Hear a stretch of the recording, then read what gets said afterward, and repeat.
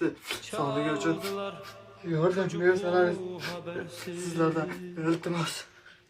Penceresiz kaldım anne, penceresiz kaldım anne, uçurtmam. Mol uy-joy kerak emas.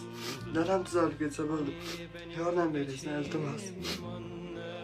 9 oydan beri shu kasalligimni kurashib kelyapman. Iltimos sizlardan kuchim qolmadi. Yordam berishlaringizni iltimos qilaman.